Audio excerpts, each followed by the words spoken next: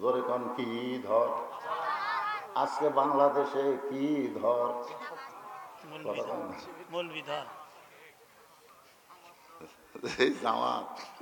এই জামাত কুটি শুরু হতো জানেন? আল্লাহ রাসূল হিজরত করে যখন মদিনাত গেলেন, মদিনাত যাওয়ার 6 মাস পরে আবু জেহেল চিন্তা করে, কে রে, রাতের অন্ধকারে আব্দুল্লাহর বেটা মক্কা ছেড়ে মদিনাত চলে গেল, ওটিতে কি করতেছে, ওখানে যায় কি করতেছে? দুইজন গুপ্তচরকে পাঠাছে, দেখছেন?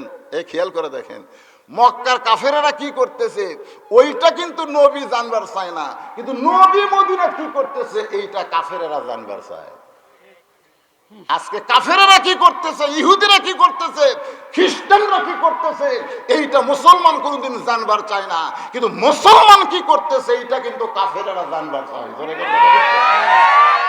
এই জন্য বাছাই করতেছে প্রকৃত মুসলমান কারা, শৈলীক ধরে তো কাম হবে না।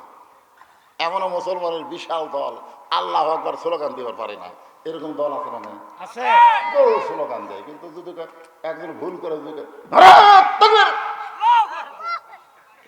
এটা দিছিল সালাউদ্দিন কাদের চৌধুরী, হাসি হলো না, ওর বেটা দিছিল হুম্মাম কাদের, ওই চিটাগাং দিছিল, ফট করে নানা তকবীর করছে, সামনে বিএমপির আল্লাহ আকবার করছে। তো বিএমপির এক বড় নেতাকে বলতেছে, এই যে নারায় তকবীর দিল আর আর আল্লাহ আকবার করলো, তো এটা তো আমাকে দলের স্লোগান হয়, হঠাৎ বাড়াছে, ওরে কি বাড়াছে, নারায় তাকবীর, এটা কোন দলের স্লোগান না মুসলমানের? মুসলমানের। আল্লাহ, একটু মনোযোগ দিয়ে শুনবেন। যখন হযরত বেলাল আযান দিয়েছে তখন আমার মন বলতেছে 3 দিনের না খাওয়া বাড়িতে নামাজ পড়, কিন্তু আমার ঈমান বলতেছে জামাত ধর। কি ধর? জামাত ধর। তা আবু জেহেলের দুইজন গুপ্তচর গিয়ে দেখে যে বেলাল আযান দিছে, ওরা দেখতেছে মদিনার নবী কি করতেছে। বেলাল আযান দিছে, আযান দেওয়ার সময় সব মুসলমানেরা একটা ঘরের মধ্যে গেছে, ওরা জানলা দিয়ে তাকায় দেখে যেই বেলালকে আমরা সারাদিন মারছি রে, যেই বেলালের বুকের উপর পাথর চাপা দিছি, সেই বেলাল ডাকলো আর সব চলে আসলো।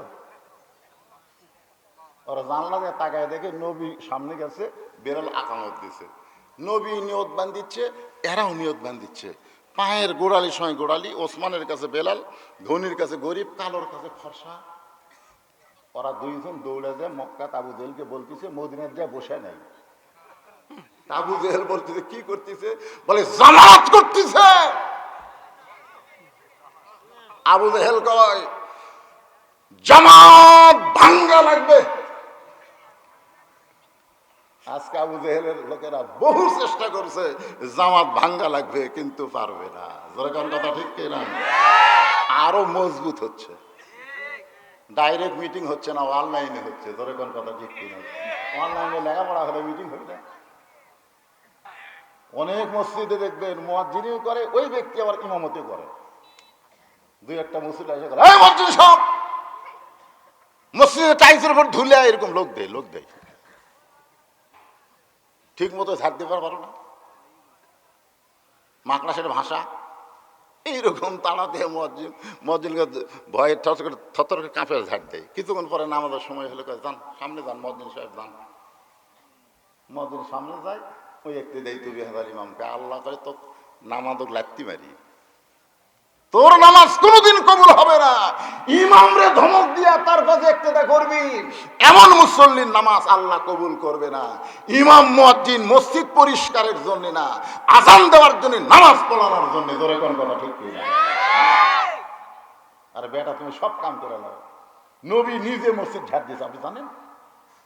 নবী নিজে মসজিদ ঝাড় দিয়েছে।